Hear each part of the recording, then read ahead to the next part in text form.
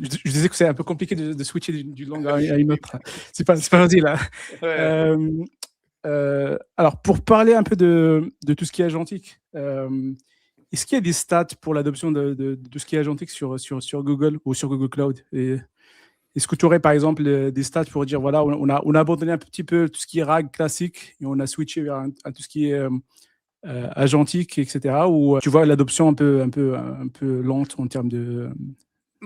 J'ai pas vraiment de stats précises, mais je pense pas que Google. Déjà, je pense pas que Google est en train d'abandonner l'architecture RAG, parce qu'il y a toujours des cas spécifiques où RAG est utile. Mais il y a aussi, je sais pas si tu as déjà entendu parler, il y a aussi le mode agentique RAG où tu as un agent qui a accès à un tool et derrière le tool, il a accès à une base de données vectorielle. Ouais. Donc, agentique RAG, c'est quand tu mixes en fait les deux architectures en gros. Je pense pas qu'on est en train de l'abandonner dans le sens où on a toujours des produits sur Vertex AI. Tu as le RAG Engine qui est un produit, enfin un outil qui te permet de faire du RAG. Récemment, il y a Gemini qui vient de sortir une fonctionnalité qui s'appelle File Search API qui te permet de faire une espèce de mini RAG en mémoire. Donc en fait, au lieu d'avoir une base de données vectorielle séparée auquel tu donnes, et que tu configures ton modèle ou ton application pour accéder à cette base de données, tu as une API à l'intérieur de Gemini, tu lui donnes juste le fichier et Gemini va le vectoriser automatiquement pour toi et le stocker dans un espèce de file store qui est une base de données managée, une base de données infogérée vectorielle.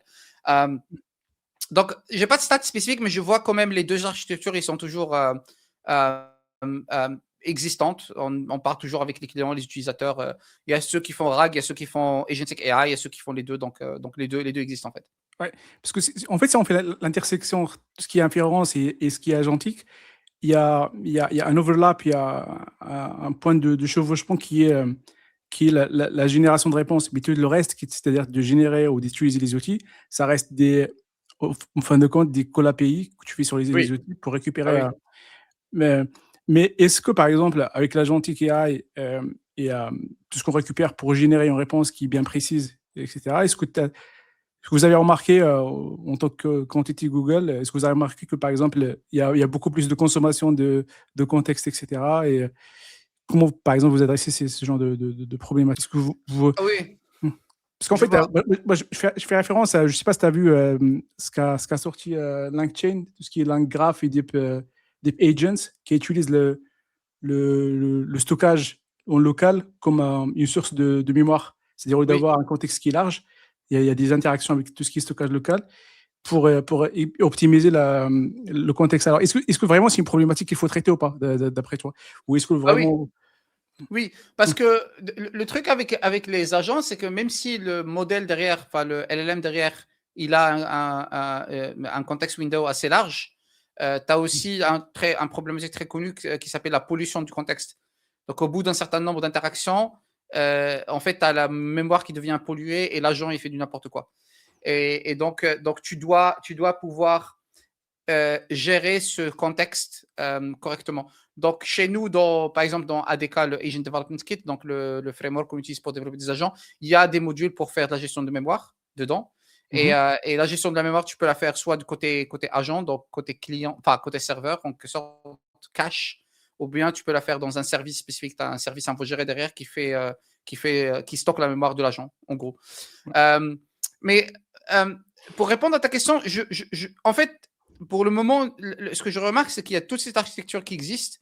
Il n'y a pas vraiment de best practice spécifique qu'on est en train de recommander. Je pense qu'on est en train de voir un peu ce que les gens utilisent, les use cases, etc. et que ça va se développer avec le temps. Tout ce que je vois personnellement sur ADK, par exemple, c'est qu'ils sont en train d'ajouter des fonctionnalités tout le temps. Et sur Gemini, ils sont en train d'ajouter des fonctionnalités tout le temps, mais il n'y a pas de solution prescrite pour dire, voilà, pour faire ça, il faut utiliser ça et ça et ça, tu vois. Je crois que ça va arriver cette année. Je crois qu'il y aura des architectures spécifiques, des patterns à implémenter spécifiques cette année. Ouais, et tu le vois comment? Tu vois que la scalabilité de l'agent, la scalabilité de l'application agentique, il est différente ou il est séparé de la scalabilité des LLM, c'est-à-dire ils ne sont pas interdépendants? Le truc avec les agents, c'est que quand tu fais tourner un agent sur un serveur, la mémoire de l'agent, si tu la gardes dans le process de l'agent, c'est pas scalable du tout en fait. au bout d'un certain, au bout d'un certain nombre d'interactions, si la mémoire elle est remplie, bah, tu vas dépasser la capacité de là où tu tournes en fait. Mm. Donc c'est un challenge que tu dois résoudre quelque part. Mais scalabilité des agents eux-mêmes, en fait, moi, je pense que les agents, ils sont assez scalables dans le sens où un agent, c'est quoi? C'est une application avec des outils et un LLM. C'est ça. Et si tu fais tourner tes agents sur Google et tu utilises Gemini comme LLM, Gemini, c'est un modèle qui tourne sur le cloud. Ouais. Donc, il est à l'extérieur de ton agent. Donc, ton agent lui-même, il peut se dupliquer. Tu peux juste faire du scale-up, faire tourner plus d'instances du même agent. Et Euh, mais avoir l'impression que c'est illimité, c'est ça? oui, voilà, et avoir l'impression que ça limité. Mais il y a une question assez importante assez intéressante en fait alors une architecture que j'ai vue, enfin une technique que j'ai vue, c'est que tu scale out, donc tu fais tourner plusieurs agents, plusieurs instances du même agent, et Mhm. tu fais du session stickiness. Donc quand tu as un client qui arrive, tu l'affectes à un agent, il part toujours avec le même agent dans une même session de chat. Comme ça, l'agent, il a toujours il a déjà le contexte de l'utilisateur, il a déjà la mémoire, et il sait de quoi l'utilisateur était en train de parler avant, quoi. D'accord. Et tu vois comment les couches d'abstraction, c'est-à-dire tu as parlé de ADK, je crois que tu as Oui, mentionné. Si on fait la comparaison entre ADK, par exemple, et le fait d'utiliser tout ce qui est LangChain, LangGraph, etc., qui sont des couches d'abstraction de c'est développeurs. intéressant parce que ADK importe l'ungraph et l'unchain. Il a. Donc, c'est une couche Alors, d'abstraction ADK, plus c'est un. au-dessus. Exactement. Oui, OK. parce que ADK, il est assez générique. ADK, par défaut, ton modèle, il utilise Gemini, mais tu peux utiliser un modèle local, en fait. Tu peux tourner ton modèle sur Cube ou sur ton serveur, ou peu importe, tu peux utiliser OpenAI, Mhm. on s'en fout. Donc, dedans, il y a déjà la partie orchestration, et il y a LangChain qui permet de s'interfacer avec plusieurs d'autres modèles, tu vois. Ouais. Mais ADK, c'est vraiment un framework pour développer des agents et un outil d'orchestration. Donc, dedans, tu as les outils d'orchestration traditionnels que tu vois, par exemple, si tu as un système multi-agent, bah, tu as un agent principal, un agent central, et tu as Mhm. des sous-agents, et tu peux faire, par exemple, tu peux faire une gestion de workflow séquentielle au parallèle, genre la requête va venir à l'agent principal qui va la déléguer à agent 1, agent 2, agent 3, ou bien tu fais tourner tous les agents en parallèle, etc. Donc, c'est un peu ce que ADK fait, c'est juste un outil d'orchestration des agents, en fait. D'accord. Et je sais que dans ces dépendances, il y a l'unchain et l'ungraph. Donc, c'est un peu, on va dire, LangChain et LangGraph sont assez costauds pour construire un agent qui est prêt pour être déployé en prod. Oui, Prêt de parce que prod. ces outils-là existent depuis longtemps, donc oui, oui. D'accord. Après, ADK, il est optimisé pour la partie déploiement, il est optimisé pour déployer sur Google Cloud. Mhm. Donc, tu peux, quand tu as ton agent. Enfin, alors, dedans, il y a aussi un outil de débugage, de debugging pour les développeurs. Donc, tu as un truc qui s'appelle ADK Web, et ADK Web, ça te lance un navigateur, enfin, une page dans laquelle tu peux interagir avec l'agent, tu peux voir les sessions, tu peux voir la mémoire, tu peux voir le state, tu peux voir plusieurs trucs. Et une fois que tu es prêt à déployer, tu fais ADK Deploy. Et donc, ADK Deploy, ça permet de soit déployer vers les 3 plateformes qu'on a, Cloud Run, GKE ou Vertex Engine, ou bien tu peux juste utiliser ADK pour packager ton modèle comme un conteneur et déployer là. Donc, D'accord. et ça te donne aussi une API. Donc, parce que alors le ADK Web, c'est le truc de debugging pour les développeurs, mais quand tu livres ton agent, bah, tu vas le livrer comme une API, comme un backend. Il va exposer une API. Et là, avec ADK, ça utilise Fast API, donc ça expose une API Fast API. D'accord. Et il est où le Kubernetes dans tout ça? On n'a pas Euh, encore parlé. ADK supporte de déployer vers GKE spécifiquement. Mhm. Donc, ça te package le conteneur, ça te package l'agent en tant que conteneur dans un conteneur, et tu peux le déployer sur GKE. Donc, ça supporte GKE automatiquement, mais tu peux toujours déployer sur n'importe quel cube. Alors, où est Cube dans tout ça? Il y a beaucoup de trucs qui sont en train de se passer côté Cube. Il y a tous les projets pour supporter les large language models, donc tous les projets, comment tu attaches les GPU, comment tu attaches les accélérateurs, comment tu fais du stockage, comment tu accélères le téléchargement de ton modèle sur un nœud, parce que tu lances un nœud, tu as un modèle qui prend beaucoup de temps pour se télécharger, tout ça. Donc, tout ça, ça existe déjà, donc c'est des projets qui existent. Mais il y a aussi des trucs nouveaux. Par exemple, l'année dernière, on a open sourcé un truc qu'on appelle Agent Sandbox. Mhm. Donc, alors, pour t'expliquer c'est quoi Agent Sandbox, imagine tu as un agent qui génère du code. Donc, tu as un agent, tu parles, il génère un code. Ce Ouais. code, techniquement, c'est un code auquel toi, tu fais pas confiance. C'est un trusted code. Ouais. Donc, tu ne veux pas nécessairement que ce code tourne sur le même nœud où se trouve l'agent. Ouais. Euh, ou C'est un peu bien, l'approche, c'est un peu comme l'approche des gens de la CCERT dans les organismes. Ils ont une sandbox sur laquelle ils testent tout exactement. tout ce qui est Voilà, généré par leur modèle, mais c'est également pour tester les fichiers, les ouvrir, etc., les extraire. exactement. Et donc, Agent Sandbox, ça te donne un environnement sandbox isolé. Donc, tu l'intègres avec Agent, un framework Python, et avec ton framework Python, tu importes une librairie, tu dis, bah, l'agent génère du code, mais ce code, au lieu de le faire tourner sur le même conteneur, bah, tu fais tourner un conteneur remote, donc tu démarres un pod et tu uploads le code dans le pod et tu fais tourner dans un autre pod. Et après, tu peux faire beaucoup de choses. Tu peux faire du snapshot, par exemple. Donc, pour débugger, tu peux snapshotter le pod où tu as le code qui tourne. Comme ça, tu peux voir l'état de la mémoire, etc. Tu as des policies où tu peux contrôler un peu ce que le code qui tourne dans le pod, dans le sandbox, qu'il fait. Donc, les fichiers auxquels elle a accès, les accès réseau qu'il a, etc. etc. D'accord. Moi, j'ai plus une question qui est, on va dire, entre personnel et professionnel dans tout ce qui est Kubernetes.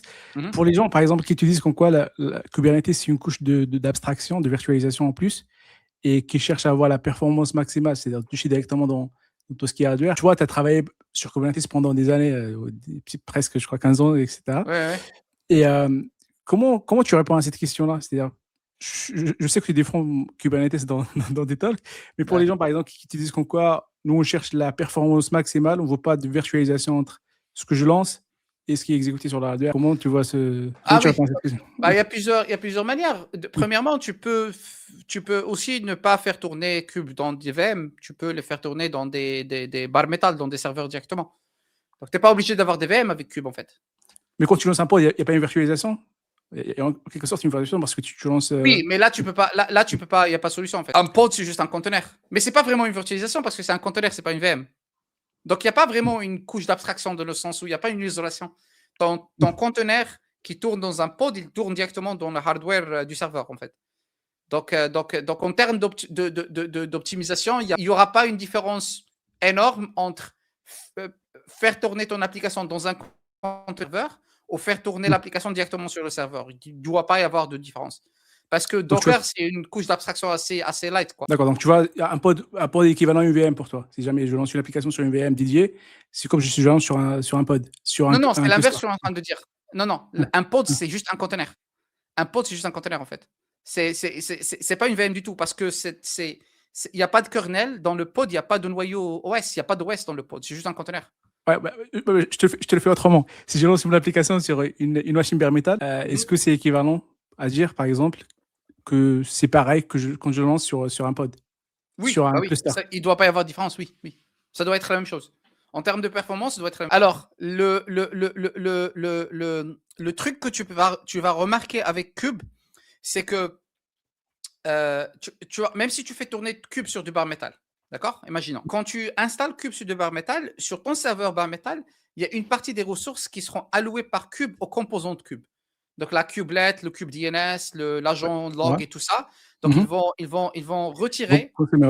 Voilà, ils vont retirer un certain nombre de CPU, mémoire, stockage pour eux. Ouais. Et là, c'est des ressources techniquement, enfin, que tu peux considérer. Ouais. Mais ça reste light comme tu as dit. Ça reste light comparé par rapport à un hyperviseur. Ouais. Voilà. Par rapport à un hyperviseur, ça reste light. Donc, mais sinon, côté performance, il ne doit pas y avoir de différence. En gros. Et comment ça se passe côté GPU? C'est-à-dire, c'est pareil? Vous avez des hardware bare metal et puis vous avez des GPU? Vous installez oui. Tu installes les drivers dans le nœud. Ouais. Et le GPU, il est monté, il est ajouté dans ton pod directement. On appelle ça du PCI pass-through. Donc, PCI pass-through, c'est le pod, il voit le GPU comme si c'est un bus PCI Express local. Donc, il n'y a pas d'isolation il n'y a pas d'abstraction en fait entre les deux. Et c'est quelque chose qui est accessible au public ou c'est quelque chose qui vraiment, il y a une technicité derrière, une expertise Driver, les drivers de NVIDIA, ils supportent déjà Cube, donc c'est déjà accessible, oui. Donc, on peut s'amuser à monter un petit truc, un petit lab chez soi pour. Oui, bah oui, si tu as l'accès au GPU, oui. Si tu as l'argent. C'est ça la question en fait. Il faut payer.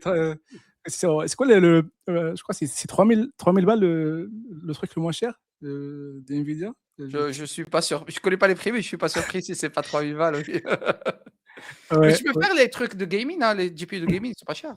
Tu peux utiliser ouais, ça aussi. ouais, j'ai un truc chez moi, j'ai acheté un, je me rappelle plus RTX combien, je crois que ça fait pas l'affaire. Et, Ouais. et en restant sur tout ce qui est inférence et des modèles, tu vois une préférence pour des types de modèles? Parce que je crois là on parle trop de reasoning models et on parle aussi des autres types de modèles. Tu vois qu'aujourd'hui on n'utilise que les reasoning models? On a abandonné les autres? Que des reasoning models, tu veux dire? Ouais. Non, je pense qu'il y a toujours d'autres modèles qui sont en train d'utiliser. Juste que reasoning, ça te donne un peu les meilleurs résultats, en gros. Mhm. Mais il y a toujours les autres architectures tu seras surpris de combien de gens utilisent toujours Bard, qui est un modèle, un des premiers large language models que Google a sorti. Et c'est toujours utilisé, hein. Ça Ok. existe toujours. Donc oui, non, il y a des architectures qui existent toujours. Parce que enfin, les reasoning models, ils ne sont pas adaptés à tous les cas d'utilisation, en fait. Ok. Donc, Et tout ce qui est deep agents, c'est-à-dire tout ce qui est, quand on parle de deep agents, c'est-à-dire c'est des modèles qui sont capables de raisonner et d'exécuter certains nombres de tâches, mais derrière, c'est juste un agent. C'est pas un modèle qui est différent, n'est-ce pas? Ou c'est carrément différent? je t'avoue, je connais pas trop, en fait, le truc de Deep Agent. C'est quoi? C'est des agences sans modèle? Non, c'est des agents qui. Par exemple, je prends l'exemple de OpenAI. Ils ont une offre GPT Pro Mhm. qui te permet de lancer une commande et de laisser le modèle réfléchir pendant 10 minutes ou des heures pour te donner une réponse. Moi, je pense que c'est juste une orchestration, c'est juste une approche agentique, mais il y a pas un modèle qui est consacré derrière, qui est dédié pour ça. Ouais, je crois que c'est juste une optimisation dans l'agent lui-même, quoi. Ouais. Ouais, Donc, je connais pas trop, honnêtement. ok. Il y a une différence entre les modèles qui sont utilisés pour tout ce qui est, on va dire, une génération normale, une traduction et une génération d'images. Et il y a une différence d'infrastructure derrière ou c'est la même infrastructure, la même logique, la même approche? Alors, pour la génération, la compréhension. Pour la génération, je crois que c'est plus ou moins la même chose. Que ça soit générer de l'image, générer du texte, générer de l'audio, c'est alors, tout dépend aussi du modèle, parce que tu as des modèles qui sont multimodales, comme encore une fois Gemini ou Gemma. Donc, c'est des Mhm. modèles qui sont nativement capables de comprendre et de générer du texte et de l'audio. Donc, au lieu de générer un token, parce que tu as beaucoup de modèles, en fait, ce qu'ils font, c'est qu'ils génèrent des tokens texte, et après, tu as un truc qui va les convertir en images, en gros. Ou bien D'accord. qui va le convertir en audio. Genre un truc qui génère du texte et après, tu as quelque chose qui fait text-speech. Mais quand tu es sur des modèles comme Gemini nativement peut générer du texte. Donc, c'est pas du text-speech, c'est du speech directement généré par le modèle. Euh, Mhm. donc, côté génération, il n'y a pas de différence. Mais côté processing, quand même, tout dépend de ce que tu veux faire. Processer une vidéo, ça veut dire que tu as besoin d'un espace stockage assez grand et assez rapide, parce que tu dois quand même télécharger un certain nombre de frames et commencer à les processer. Donc, si tu veux faire du live, donc dans le sens où tu parles avec le modèle live et le modèle te répond, tu as besoin d'un WebSocket. Donc, là, il y a la partie réseau qui devient intéressante. Donc, tout dépend de ce que tu veux donner au modèle en input. Tu auras besoin de peut-être des optimisations côté stockage, ou côté réseau, ou côté processing, des fois même. D'accord. Je crois on a parlé suffisamment de tout ce qui est Kubernetes et deployment.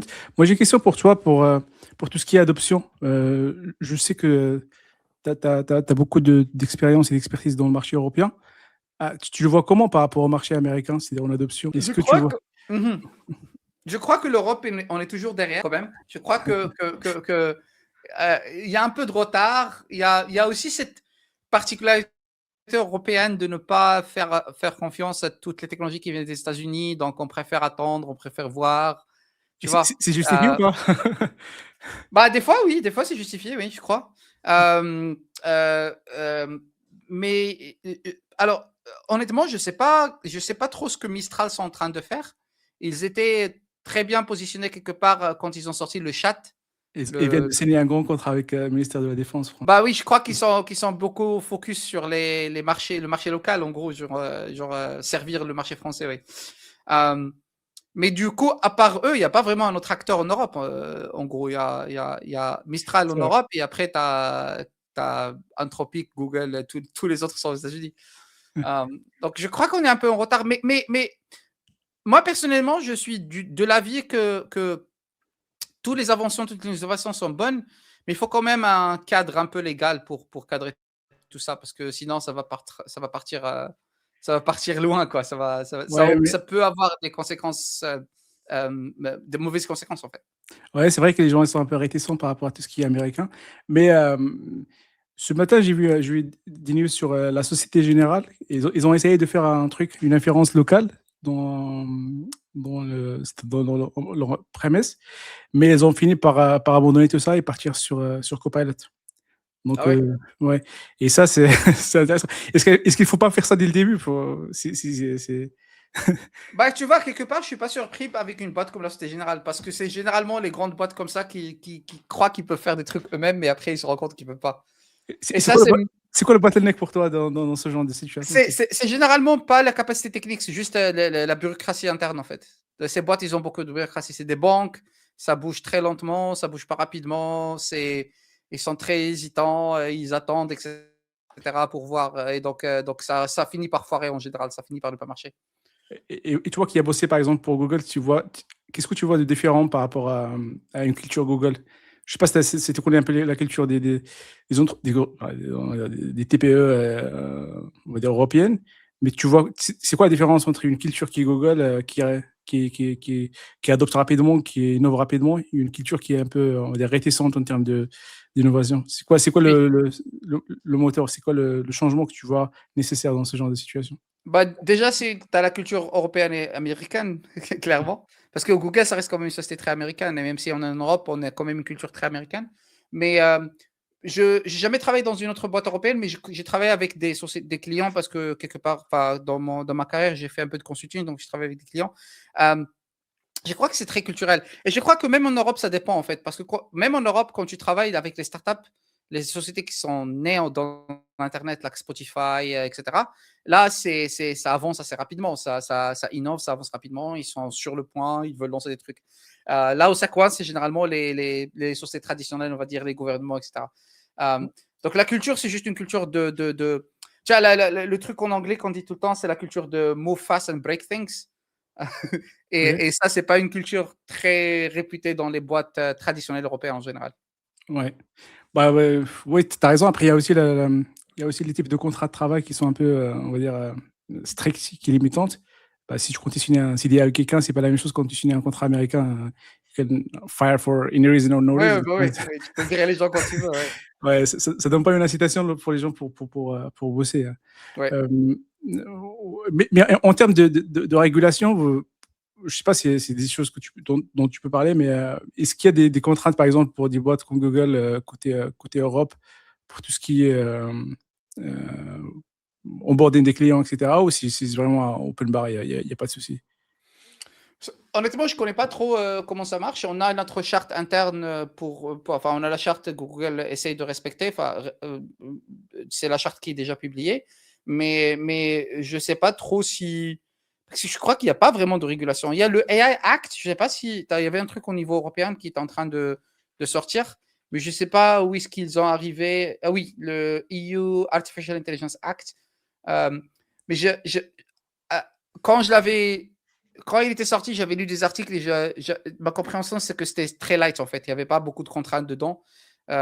C'était que des trucs existants. Tu ne peux pas utiliser l'IA pour discriminer, etc. Mais il n'y avait pas vraiment de contraintes super strictes. Donc, honnêtement, je ne sais pas. Je crois qu'on verra dans le futur ce qui va arriver en fait. D'accord, d'accord. Et je crois qu'on a trop parlé avec une approche qui est B2B, c'est-à-dire quand les business utilisent tout ce qui est IA agentique, etc. Mais on n'a pas parlé des particuliers. Tu vois comment l'adoption des particuliers pour pour les boîtes comme Google, etc., qui ne sont pas destinées pour être pour les particuliers. Tu vois Google est destiné pour les particuliers. Bon. Les modèles de Google, est-ce que tu vois les modèles de Google sont destinés pour les particuliers ou pour les business, Je pour les crois pour les entreprises? deux. Enfin, moi, j'utilise Gemini personnellement sur mon téléphone et sur le web, donc l'application de chat normale. Ouais. J'utilise assez souvent. Souvent, ça veut dire tous les jours. Il y a récemment, je pense que ça a été annoncé hier, ils ont sorti le truc de Gemini Personal Intelligence. Donc, c'est Gemini intégré dans ton Gmail, intégré dans chat, intégré dans calendar, etc. Ça existait déjà sur le Workspace, qui est le Gmail payant, donc le truc pour les entreprises. Mais là, c'est en train de devenir accessible aux clients, enfin aux consommateurs.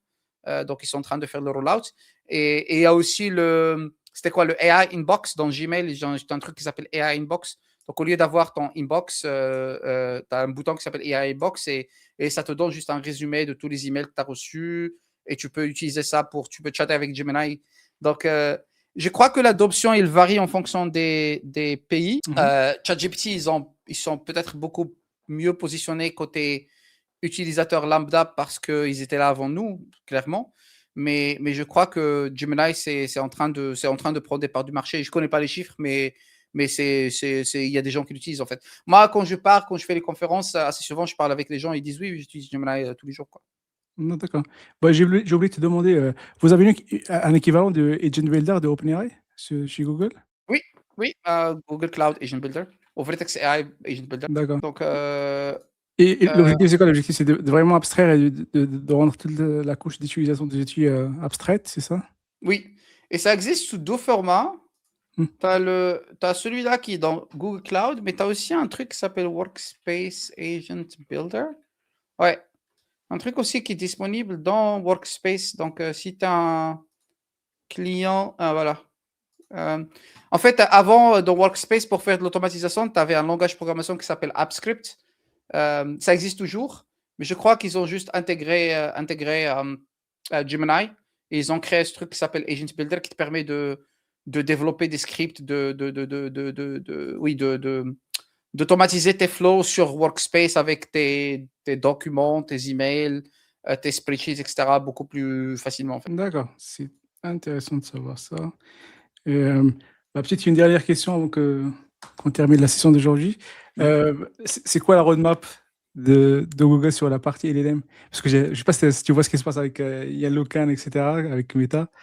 Et tout le débat, c'est que les LLM ne vont pas permettre d'avoir tout ce qui est AGI. Vous voyez comment cette question-là? Est-ce que c'est une question qui est dans votre roadmap ou pas? Alors, moi, je ne connais pas la roadmap de Google parce que je suis qu'un employé, mais clairement, il y a beaucoup de focus sur les agents cette année, pour 2026. Il y a beaucoup de... Moi, ce qui m'excite le plus, c'est pas vraiment, tu vois, tous les trucs flashy qui sortent, toutes ces discussions autour d'IGI, mais je crois qu'on est trop loin d'IGI. Ça va pas arriver dans les années qui arrivent. C'est une bonne nouvelle, ça. Ouais. Je crois que ça va être très loin. Mais moi, ce qui m'excite le plus, ce qui m'intéresse le plus, c'est le fait que voir en fait comment ça impacte le monde du cloud et ça impacte notre travail de jour en jour en tant que personne qui fait Ops, qui fait développement, etc. C'est la partie la plus intéressante et dans mon ligne de travail, il y a beaucoup d'intérêt pour ça côté Cube parce que on a parlé de ça, il y a beaucoup de gens qui ne veulent pas utiliser des modèles managés, des modèles hosted, qui veulent utiliser leur propre modèle. Donc, il y a beaucoup de trucs à faire dans cet espace et c'est assez intéressant. En fait. Trop bien, trop bien. Je crois qu'on a trop parlé, on a posé pas mal de questions. On a appris beaucoup de choses. Merci Abdel pour la session. C'était intéressant. Et c'était intéressant aussi de switcher la langue au milieu de... une dernière question pour toi, parce que je sais que tu aimes la Kubernetes. Est-ce que pour toi, il faut partir avec Vanilla ou choisir une couche d'abstraction pour... Est-ce qu'il faut payer ou pas? Vanilla, si tu veux apprendre. Couche d'abstraction, si tu veux mettre en prod, je crois. Donc pour toi, il ne faut pas mettre en prod avec Vanilla. Il ne faut jamais faire ça. Non, tu vas jamais t'en sortir en fait. Non, pour apprendre, Vanilla c'est bien, mais pour la mise en prod, je crois que faut partir avec un truc infogéré. Enfin, un truc, une distribution existante. Trop bien, trop bien. Bah, merci beaucoup. Comment tu trouves l'expérience? C'était intéressant, ouais, c'était des questions intéressantes. Ouais, bah, top. Merci beaucoup et merci tout le monde d'être venu. Je vois beaucoup de monde sur LinkedIn et on se dit à la prochaine. Merci.